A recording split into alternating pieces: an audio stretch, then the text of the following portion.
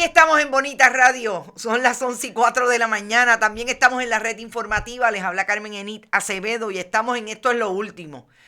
¿Y qué es lo último? Hay mucho hoy y vamos a hacer un análisis comparado de lo que está pasando y descubre en New York Times hoy en relación a la edificación que desde los años 80 se construyó en esa área costera de Miami y que se cayó, Champlain Towers, hace unos 2 meses. Vamos a hablar sobre eso en relación al análisis que nos interesa y nos gusta hacer aquí en profundidad, a los paralelismos que tiene con el desarrollo de Sol y Playa, donde hoy se libra una batalla para que no se siga construyendo áreas recreativas de esa edificación en la zona marítimo terrestre de la playa Los Almendros de Rincón. Vamos a hablar de COVID-19, repunte, que dicen que ya es más allá de Delta Plus. Ha mutado tantas veces con este repunte de contagios del COVID-19 que no sabemos de cuántas cepas estamos hablando y cómo está mutando ese virus. Porque hoy se descubre que por lo menos 75 nuevos casos contagiados surgieron en las escuelas el pasado lunes y martes. Importante, la semana pasada cuando dio inicio el curso escolar. Vamos a hablar de COVID en relación a los fundamentalistas religiosos que no se quieren vacunar en la legislatura de Puerto Rico, así como lo oyen. El gobernador pidiéndole al país que se vacune, insistiendo en que esa es una de las medidas, como ha establecido la ciencia, que es importante para detener la pandemia. Y hay legisladores y legisladoras que no se han vacunado. Vamos a hablar sobre eso, vamos a hablar del Tribunal Supremo de Puerto Rico y la lucha que está librando allí la mayoría ideológica de ese tribunal. El caucus del Partido Nuevo Progresista, que insisten en administrar el Tribunal Supremo, la rama judicial. Y vamos a ver dónde colocan y a quiénes colocan en posición esta vez de ser secretario de ese tribunal. Importante en el contexto de todo lo que hemos hablado, de a quiénes son los que llevan, en este caso el gobierno del Partido Nuevo Progresista, en la otra rama de gobierno como es la rama judicial, a dirigir los destinos de una institución tan importante que tiene tanta crisis hoy de imagen como es la rama judicial. Pero antes, compartan, vayan a bonitasradio.net, allí pueden donar a través de PayPal y tarjetas de crédito, también lo pueden hacer en la Fundación Periodismo 21, en su ATH móvil. La Fundación recibe cheques o giros postales a nombre de la Fundación PMB 284, P.O. Box 194000, San Juan, Puerto Rico, 00919-4000. Recuerde que estamos en Bonita-Radio en Twitter, Bonita Radio en Instagram, siempre Spotify, iVoox y iTunes, allí están los programas podcast y YouTube, 24/7 todos los programas en video, ahí e incluso hay una premier cuando se acaban los programas. Gracias a Buen Vecino Café, a Vega Alta Coop y a la cooperativa Abraham Rosa por estar, por ahí está todo el mundo. Milagros Ortiz Ramos dice, lo peor es gente desinformada. Buenos días. Oye, Lorenzo por lo menos daba entrevistas aunque estuviese hendido, pero Mellado ni eso, se fue a huir. Increíble, eres increíble, Egui. Saludos, Egui. Rosa Ureña, buenos días. Desde el oeste borincano, por ahí está mucha gente del oeste. Rosa, siempre te confundo con Rosa Blanc, perdón. No solo son los fundamentalistas, el deseo... No entiendo bien. Por defender la vacunación me han llamado. Ay, por favor, no te preocupes, Carlos Pagán. A todos nos tildan de algo. Una de las cosas malas que tiene el que la gente tenga tan rápido una combinación entre la rapidez con que piensan, pero no tienen filtro a la hora de comentar. Es un problema de las redes. Y por eso nosotros acá damos información y proponemos que antes de que usted comente algo, sin pensar cuál es el contexto correcto en que esa información se está dando, piénselo antes. Realmente deténgase antes de tachar sobre todo en un momento de pandemia mucho más difícil. Vamos a empezar con el COVID. El COVID-19, hoy nos envían hay dos números, o por lo menos dos informes que queremos comentar. El primero que vamos a comentar es el del Departamento de Salud, el que siempre coloca en Twitter, que siempre que hay que buscarlo, porque siempre hay que comentarlo vis a vis lo que nos trae hoy, diferente. COSACO. COSACO nos hace hoy un buen análisis de ese informe que dejó de publicar el Departamento de Salud con relación a las escuelas. Ustedes saben que ellos hacían un informe, de hecho, la epidemióloga que renunció por diferencias en el Departamento de Salud, lo hizo precisamente en momentos en que se estaban diseñando los protocolos, y sabemos que ahí hay argumentaciones de el lío que tenían en el Departamento de Salud por querer ubicar en posiciones de poder a aquellas personas que le respondían al Partido Nuevo Progresista. De ahí que salga Fabiola Cruz López, de ahí que salga esta otra joven epidemióloga. Y este proyecto de informe con relación a las escuelas hoy es más importante que nunca, porque eso es lo que propone. ¿Dónde estamos en un momento en que las escuelas inician el año escolar y no hay manera de saber? Y si vamos a dejarnos llevar por las imágenes, sí sabemos que no hay control, sobre todo de distanciamiento físico en las escuelas. Estos son los números hoy del Departamento de Salud, y ya mismo vamos a COSACO, que trajo esa comparable de cómo están los contagios en los municipios vis a vis las escuelas abiertas en esos municipios. Recordemos que son mínimas las escuelas que están a nivel virtual. El Departamento de Salud dice que hay 376 promedio de casos confirmados hoy, 301 promedio de casos probables, 20 personas muertas, hospitalizados 499 adultos, de los cuales 499 hospitalizados, de los cuales hay 108 en unidad de intensivo, y de esos 78 están en un ventilador. De eso es lo que estamos hablando con relación al COVID hoy. 32 hospitalizados pediátricos, de los cuales uno está en la unidad de cuidado intensivo. Roxana Peralta está por ahí, Miami presente. Saludos, Roxana. Raquel Camacho también. No te había visto, Raquel. Bienvenida a Bonita Radio. Manuel Vargas dice que hay una protesta por parte de más de 40 grupos y uniones, que creo que vamos a ver el 68 del país. Ojo, estamos pidiendo la renuncia de la Junta de Control Fiscal. Gracias, Manuel, por la información. Teresa Mojica también está por ahí. ¿Qué dice COSACO con relación a los municipios y su tasa de contagio o de positividad versus las escuelas? Que hay 56 municipios que están en alarma roja. Eso quiere decir que estos municipios tienen una tasa de positividad sobre el 10%. Y ahí se está hablando, o sea, hay escuelas, están las escuelas abiertas.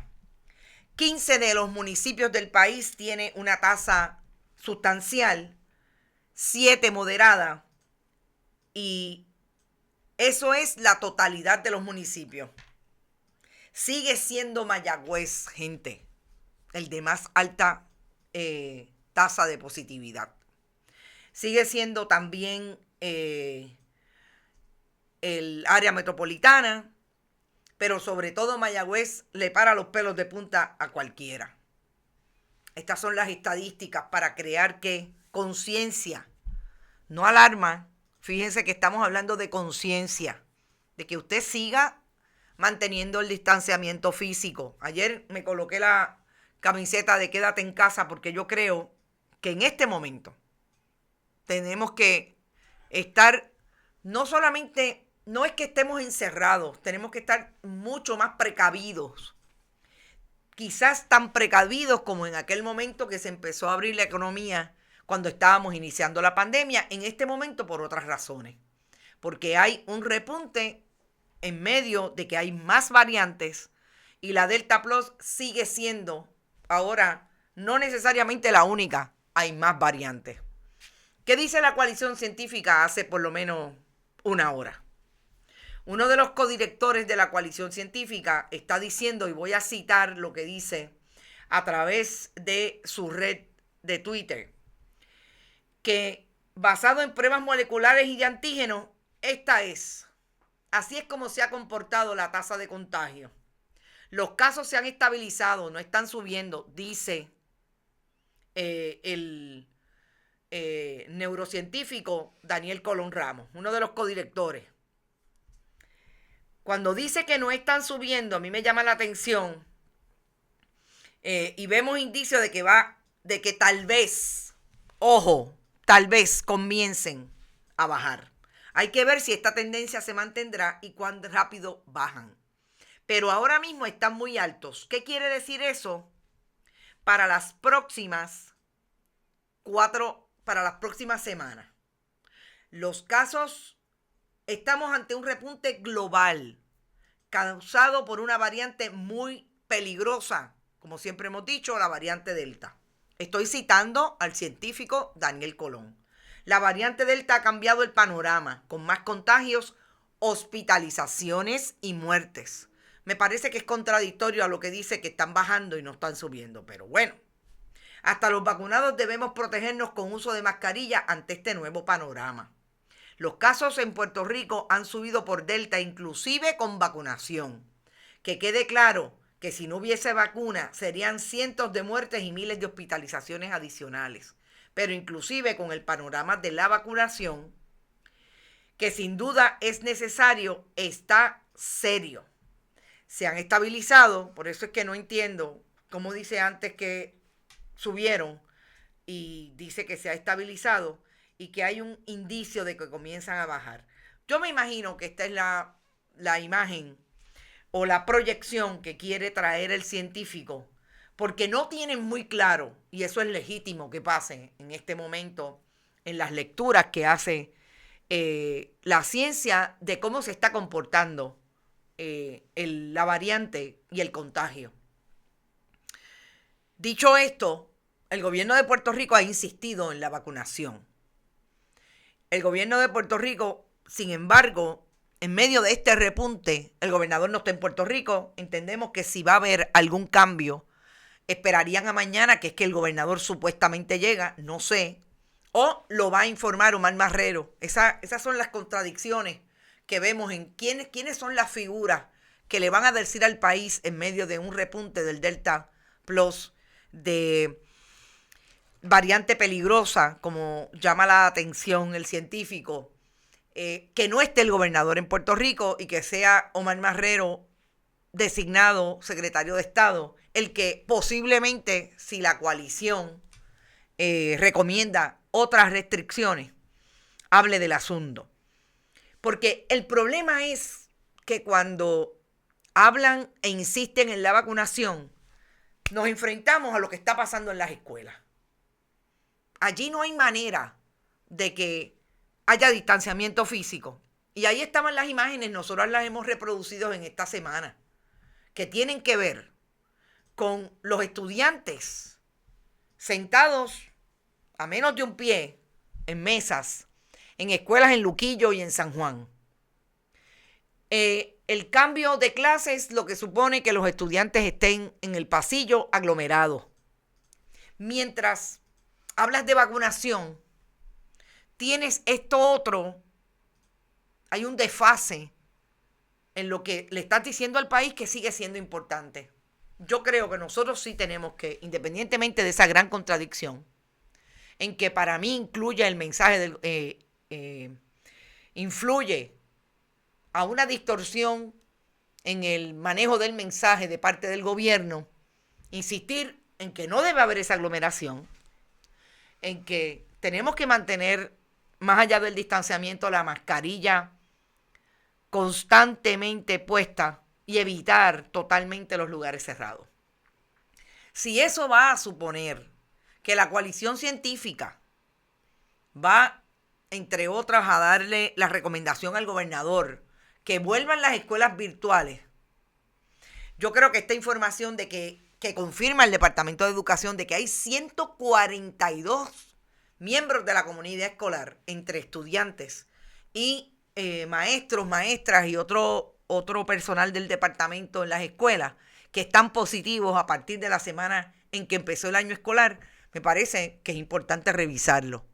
Y que el mensaje del gobierno debería de alguna manera tener más coherencia. Sabemos y compartimos la idea de que es difícil manejar la pandemia, pero se supone, por lo novel, por lo que los mismos científicos se quedan estupefactos por cómo se comporta el virus. Pero llevamos año y medio y se supone que la experiencia de este año y medio le haya servido de algo al gobierno para estabilizar o por lo menos proyectar que hay homogeneidad en el manejo de la pandemia. Y que usted no puede estar diciendo, por un lado, que usted tiene que tener la mascarilla todo el tiempo puesta y evitar la aglomeración y tener a un montón de estudiantes en medio de un salón de clase, más allá de que estén vacunados. Porque sabemos que aunque estén vacunados, debería haber un distanciamiento. La vacuna no lo exime de ser positivo al COVID. Lo que baja, según los científicos, son los síntomas y la posibilidad de que usted tenga un alto riesgo de muerte o de hospitalización. Importante. Ayer hablaba con Ángel Dávila, uno de los directores de una unidad de emergencia en el área metropolitana. Un paciente de COVID. Este médico estuvo 20 días en intensivo y todavía tiene secuelas de COVID, de la primera fase de la enfermedad, del virus. Y me decía que lo más que están viendo ahora son esos pacientes que llegan con síntomas y así de rápido se complican. Fíjense que volvimos al escenario inicial. Pacientes no vacunados. No sabemos hoy, pero de los de ayer, 16 personas muertas, solamente 3 estaban vacunadas. Si las personas que todavía piensan que la vacuna no es un disuasivo, que la vacuna no es importante para detener el COVID, yo quisiera que me hagan la ecuación. ¿Cuánto es el porciento de muerte en personas vacunadas versus las no vacunadas? Me parece que está claro. Cuando hablamos de 16, solamente 3. Pero hay que tirarle la toalla al sector económico, ¿verdad, Sidre? Dice Mac Scott. Su nene es el presidente de Azores. FEMA le va a desembolsar muchos millones por lo del COVID y la vacunación. Por esto lo tienen que justificar con la vacunación para poder recibir más fondos, dice Evelyn Bonet. Eso es chévere, me vacuno, pero si me enfermo, tal vez no me muero. A lo mejor me matan en la esquina de casa, dice Peregrina Marien.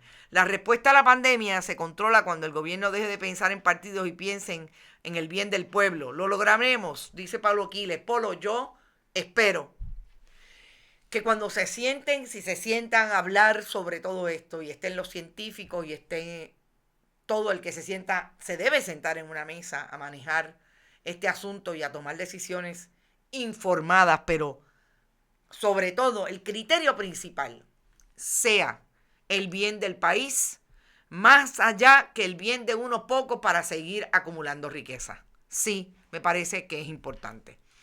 Visitamos Naples y Marco Island en el fin de semana y la gente está en la calle sin mascarilla, aglomerado. Wow, Ramón Pérez. Yo desde lejos vacunado con mascarilla. En colegio privado en Camuy hay un niño contagiado. Esperamos no haya otro. Uy. Ángel Manuel Díaz Rivera. Sí, me parece que los colegios también tienen problemas. Mariel, ¿y llegó a Washington o sigue en la lancha? Mariel, tú eres terrible. Saludos, Mariel. Espero que estés bien desde el Trujillo Alto y no del de Tomás Rivera Chats. ¿Ya llegó Mellado? Supuestamente. Me contestaron ayer del Departamento de Salud, pero todavía no me dan la entrevista. Vamos a ver. Sigo pidiendo entrevistas con la doctora Marzán, que ayer estaba súper ocupada, me imagino que con este repunte lo debe estar, y con el doctor Mellado. Sabrá Dios y es tiempo de un lockdown 14 días para romper el ciclo, Carmen Serrano, no lo dudo. Y vamos a lo que sí ha hecho, y esto me parece interesante, el Departamento de Salud con relación a los contagios en Naguabo. Y yo lo voy a utilizar para hablar de dos personajes.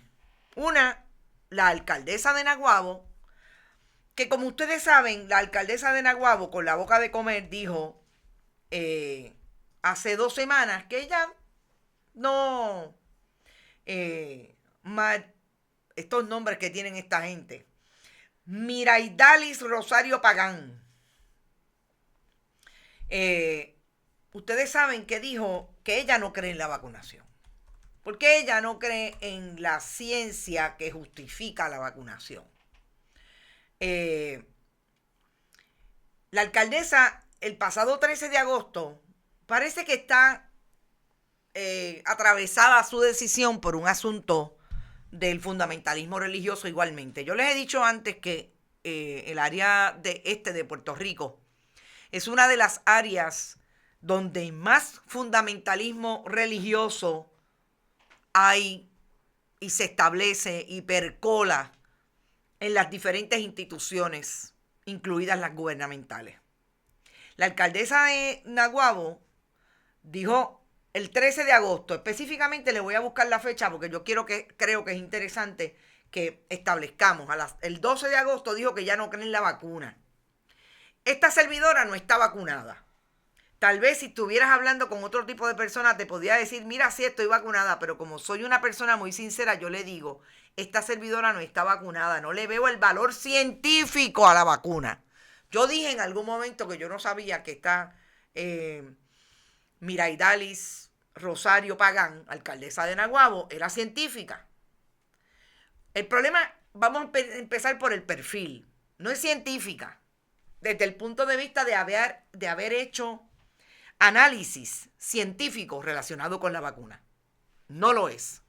Pero increíblemente es una persona que tiene estudios en un esfuerzo o en un área que sí puede tener relevancia con la ciencia, nada más y nada menos que la justicia criminal y la ciencia forense. Importante, vamos a definir quién es quién y las cosas que dicen. A mí me gustaría preguntarle a la alcaldesa de Naguabo hasta qué punto no es una contradicción. Pero antes de dar las estadísticas de lo que sí está pasando en Naguabo con una líder alcaldesa que dice que no cree en la vacuna, yo quiero que sepan que esa misma semana en que la alcaldesa de Naguabo dijo que no creía en la vacuna, tenía una actividad de celebrarle el cumpleaños, me imagino que para buscar chavitos para la campaña, para pagar las deudas o para la próxima campaña. Porque es la presidenta de el comité del Partido Popular allí en Naguabo. Y estaba pidiendo pruebas de vacunación para la actividad. Pero alcaldesa, usted no se supone que no crea en la vacuna. ¿Cómo es que usted, vamos a ponerle la imagen de la alcaldesa, cómo es que usted no cree en la vacuna de la boca para afuera estando como alcaldesa de Naguabo para seguir cumpliendo con ese fundamentalismo religioso del que aparentemente usted es parte, que establece que no hay por qué vacunarse, que busca hasta exenciones y declaraciones juradas para que así ocurra en los lugares de trabajo, etcétera? Y después hace un baile para celebrar su cumpleaños y le pide a la gente vacunación. Eso con relación a la alcaldesa de Naguabo. Vamos a los números de Naguabo. Fíjense lo que reporta el Departamento de Salud. El Departamento de Salud dice hasta ayer que por lo menos los casos confirmados, sospechosos y probables estaban entre 46 mujeres y 27 hombres. 20 casos confirmados, 45 probables y 8 sospechosos. Los positivos por edad. De 0 a 9 años, 11. De 10 a 19, 9. Fíjense como las edades de menor edad, las personas de menor edad. 20 a 29, 12, 30 a 39, 10, 40 a 49, 9, 50 a 59, 9, 12, perdón. 70 o más, 3, 60 a 69, 7. La tasa de positividad en Naguabo está en un 13.9 y la incidencia 73.7. Este es un municipio donde su alcaldesa ha dicho tranquilamente con la boca de comer que ya no cree en la vacunación. Esto con los números del 4 de agosto al 24 de agosto. Recordemos que el repunte de esta variante Delta Plus ha sido grave. Han muerto 197 personas en lo que va de agosto. De eso estamos hablando. La zona 1 de Naguabo es la segunda zona con más positivos, 14. La zona 2, la de Mayor, 38. Y la zona 3, 21. Los barrios de la zona 2, Maizales, Duque, Río y el pueblo de Naguabo. La zona 1, Río Blanco, Peña Pobre, Florida, Cubuy, Medianía e Higuerillo. Gente, y ustedes me van a decir a mí que esta no es una evidencia científica de cómo se está comportando el COVID en los lugares donde incluso hasta su alcaldesa habla de no a la vacunación. Bueno, pues ahí están. Ahí están los números. Hay muchas de Cristo Inc., dice Wilbert. Órdenes ejecutivas para ponerlas en práctica 2 semanas más tarde. En esa zona hay muchas iglesias fundamentalistas por décadas. Eso lo tengo claro. Esa joven es otra víctima del antiquísimo, contradictorio e irracional discurso fundamentalista. Es increíble que sea tan joven. Ustedes saben quién es otra legisladora, en este caso de Proyecto Dignidad, que no cree en la vacunación, que lo dijo y que no se ha vacunado. Lizy Burgos. Lizy Burgos, tranquilamente, no creo en la vacunación y es parte de las que está impulsando el proyecto para declarar inconstitucional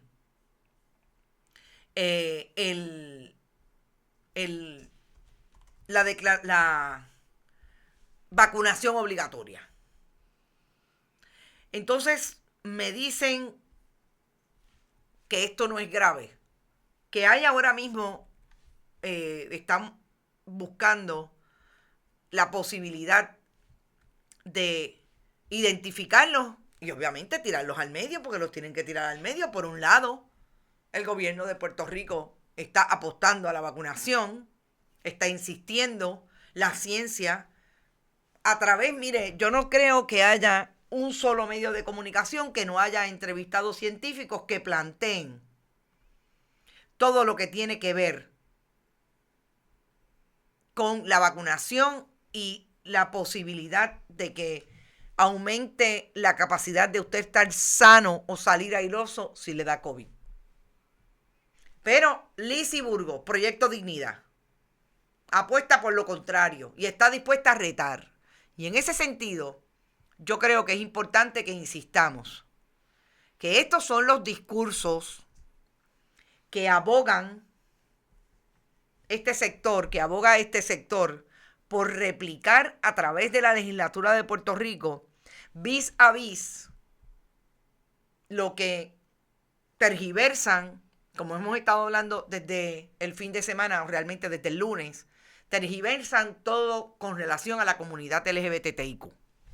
Van de la mano el discurso de odio y el discurso que puede descontrolar y echarle leña a ese fuego prendido de aquellas personas que no les interesa vacunarse o no les interesa seguir las directrices para mantener esta pandemia bajo control.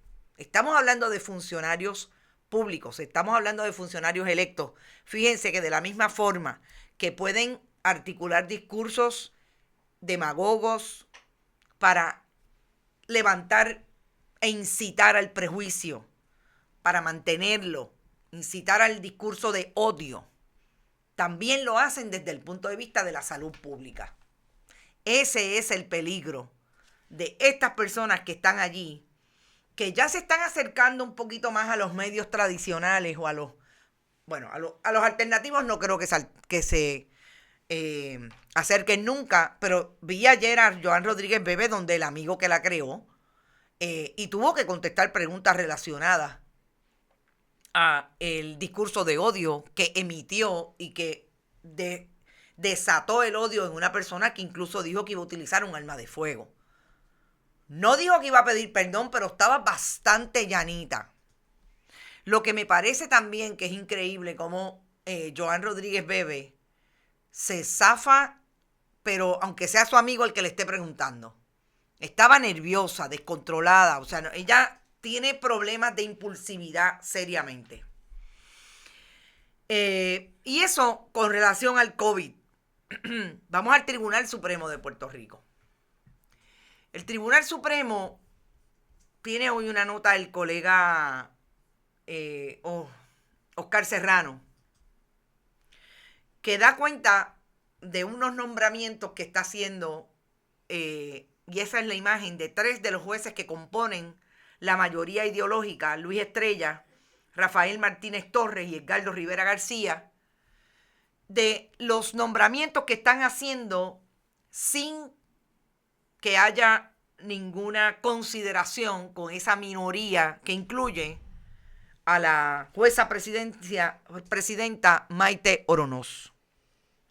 Fíjense que lo que está nombrando esa mayoría ideológica es nada más y nada menos que el secretario del Tribunal Supremo.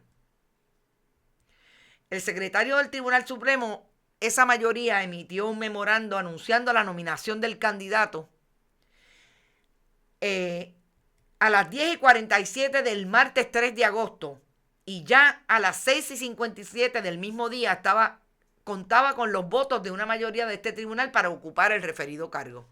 Es decir, por la mañana anunciaron la nominación y ya a las 7 de la noche habían planchado los votos, porque ellos tienen mayoría. Es decir, dice el juez Colón Pérez, de la minoría del Partido Popular allí, están solo 8 horas sin que el pleno del tribunal se reuniera. Sin discusión alguna se determinó quién sería designado como secretario general. Sorprendente, dice el juez. ¿Quién es ese candidato? Un oficial jurídico, Javier Sepúlveda Rodríguez, que había sido oficial jurídico del juez asociado Edgardo Rivera García. Vamos a la imagen otra vez para que a ustedes no se les olvide. Edgardo Rivera García, el que ven de frente. Y les voy a dar, le voy a enviar a la directora técnica la foto del susodicho secretario, porque me parece que aquí es donde está lo más importante a resaltar, además de eso que está haciendo una institución enviada por WhatsApp. Una institución que está hoy en la palestra.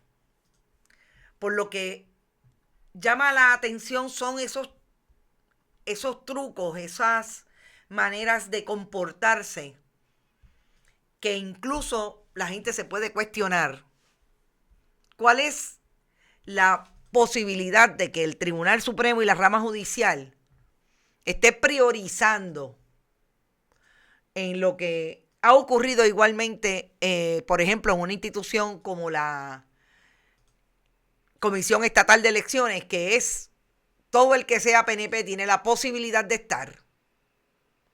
Y no importa los requisitos ni los criterios, por ejemplo, criterios como son la capacidad que tengan para ocupar un puesto, los nombran porque lo más importante es que respondan al partido de gobierno. Estamos hablando del último tribunal, del último foro que tiene que atender los asuntos e interpretar todo lo que ocurre en las esferas del Ejecutivo, por ejemplo, y en las esferas del Legislativo. Javier Sepúlveda Rodríguez es ese candidato a secretario del Tribunal Supremo. Fue, como dije, el secretario, el oficial jurídico del juez Edgardo Rivera García, que no es ese, es el que está en el centro. Este es el juez Luis Estrella. Ese joven se graduó de Derecho en el 2016. Ese joven no tiene 8 años en la práctica de la profesión como antes exigía los reglamentos de la rama judicial y del Tribunal Supremo para empezar a atender un nombramiento a esa secretaría. Cuando esto ocurre, ahí es que yo me cuestiono cuál es el interés real que tienen los jueces del Tribunal Supremo en nombrar a aquellos que van a administrar la rama judicial. Aquellos que se supone que le den al país la seguridad de que están ante un sistema que no va a depender de los colores ni de la ideología que cada quien tiene para decidir. Así es como se termina, porque ya esto empezó hace tiempo. Empezó cuando incluso el ex gobernador Luis Fortuño elevó el número de jueces para tener mayoría ideológica y hacer con el tribunal lo que ellos entendieran tenían que hacer. Y así está terminando hoy, con un joven que se nos parece mucho al nombramiento de aquella joven que en octubre obtuvo la reválida y ya en julio Tomás Rivera Chats y Carlos Johnny Méndez le crearon una posición para que fuera la compradora del gobierno de Puerto Rico, y así lo avaló la legislatura de Tomás Rivera Chats y Carlos Johnny Méndez y la legislatura del Partido Nuevo Progresista, y hoy se gana $120,000 y está sentada dirigiendo los esfuerzos de compra del gobierno de Puerto Rico. Si esto no es lo mismo que ha hecho la rama legislativa desde el Partido Nuevo Progresista, desde el Tribunal Supremo, ustedes me dirán. Eso es lo que está pasando en el Supremo hoy. Y por último, yo quiero ir a lo que nos parece, exacto, la novia de Maceira. Lo que nos parece bien importante, que surge de una historia de hoy, de el New York Times, con relación a lo que pasó y cuál es la historia de la construcción de Champlain Towers. Esas torres que, como ustedes saben, se fueron abajo hace unos meses y que están en la costa de Miami, en esa fila entre Collins Avenue, etcétera, de un área frente al mar que me parece tiene muchos paralelismos con lo que ocurrió en Sol y Playa.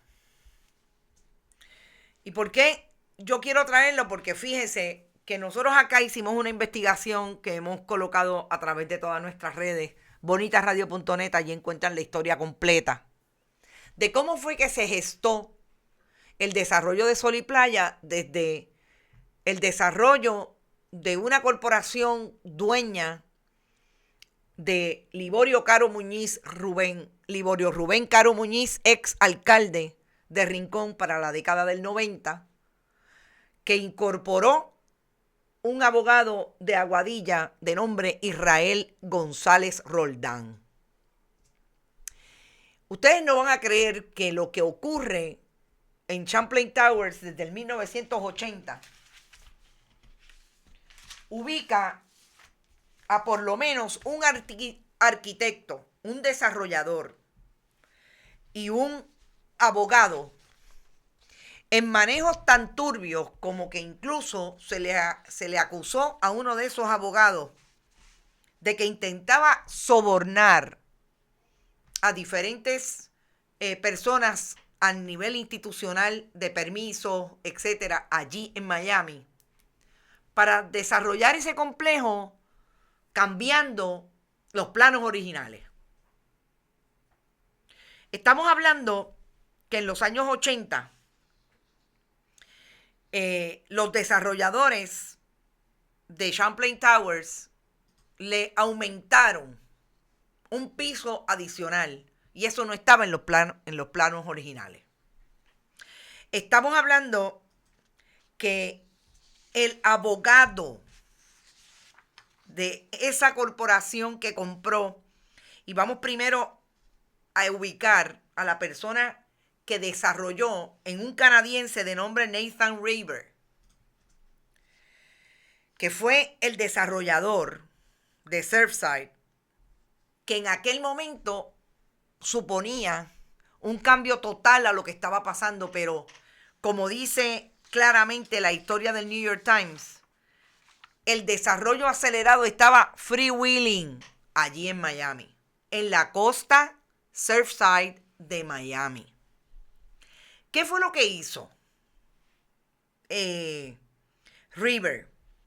River, junto con uno de sus abogados de nombre Stanley Levine. Stanley J. Levine, que de hecho la búsqueda que hago de ese bufete es un bufete dedicado al desarrollo del real estate allí en Miami. O sea, esto es nosotros desde el inicio, que era lo que queríamos hacer, ¿verdad? Desarrollar aceleradamente el área. River estuvo acusado en Canadá en un momento dado por manejos turbios relacionados al desarrollo de real estate en su país. Pero Levine, por lo menos 10 años antes de este desarrollo, que es el abogado del desarrollador, estuvo acusado por solicitar $8,000 soborno a una mujer que quería variar la zonificación, importante, la zonificación de lo que ocurría allí en la zona de Surfside.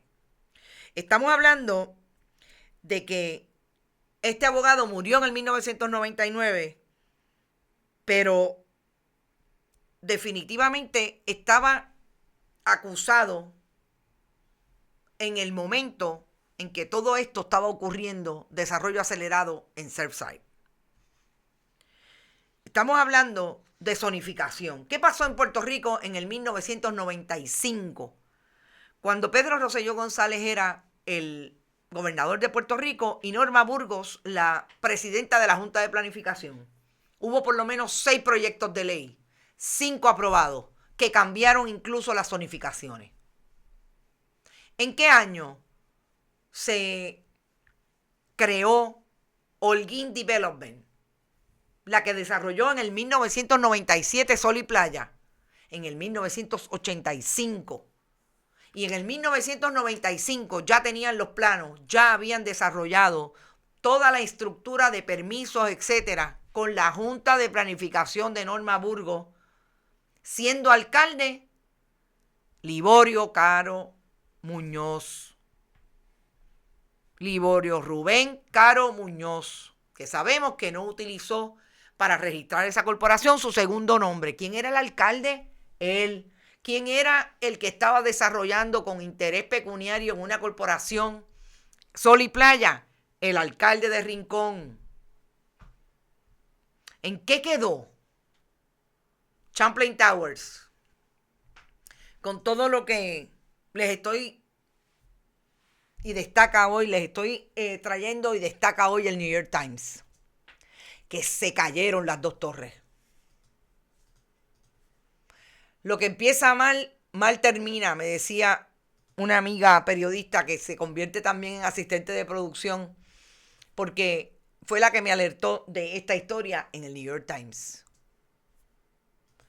Hoy nosotros estamos viendo un paralelismo. Un abogado como Israel González Roldán ha llegado al Partido Nuevo Progresista, ex candidato para el distrito Aguadilla Moca por ese partido en el 2012, el que gestó la corporación y el que tiene un apartamento allí.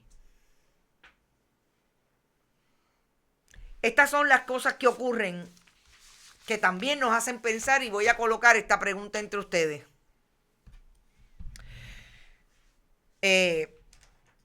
Mucho antes de que en Puerto Rico surgiera esta organización, que la hemos visto en el mundo del desarrollo, la hemos visto en el mundo de la contratación, gobierno, servicios, donantes. Mucho antes de que ocurriera en Puerto Rico, se daba en Estados Unidos. Hay mucha gente que dice que el esquema creado en Puerto Rico a partir de 1993, antes pasaba, yo siempre he dicho que se organiza sistemáticamente a partir de que Pedro Rosselló González llegó al poder, y ahí está la evidencia histórica. Y si no, vamos y volvemos y repasamos el caso Fajardo. Estas cosas se daban en Estados Unidos. Esta historia incluso menciona los donativos que tenían todos los abogados a los diferentes políticos de la época, los desarrolladores, e incluso uno de los candidatos en aquel momento, que ya era alcalde de la ciudad de Miami, objetó que uno de los desarrolladores tratara de sobornarlo a través de un donativo. Eso no es lo que pasaba aquí y lo que pasa aquí todos los días con los proyectos de construcción en las zonas marítimo terrestres. Esto no es la vinculación a través del abogado, a través de uno de los dueños de esos apartamentos, primo hermano del gobernador Walter Pierluisi y CERN, que todavía habrá mucho que decir con relación a la vinculación del Partido Nuevo Progresista en todos estos desarrollos. Eso no es lo que ocurre en este momento cuando descubrimos que los contratos del gobierno hoy se los dan a personas que paralelamente son donantes del partido. Eso no fue lo que ocurrió con Empresarios con Rosselló. Ahí es donde nosotros vemos hasta qué punto es la analogía no solamente legítima, sino que estos frutos de aquellas cosechas. ¿Quiénes fueron los que copiaron a quién?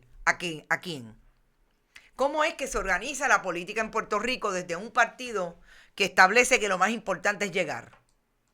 Y aquí hay intereses de personas que quieren hacer negocios con el gobierno, legítimo que los tengan, pero hay que dar algo a cambio en esa ecuación. Y ahí está. Lo vemos en Champlain Towers. No acabamos de ver cómo va a terminar el asunto de Sol y Playa, pero yo les aseguro que cuando se habla del cartel de los permisos, que cuando se habla de que aquí hay intereses comunes, ahí están. Así como los está viendo hoy el New York Times con relación a lo que está pasando en Miami.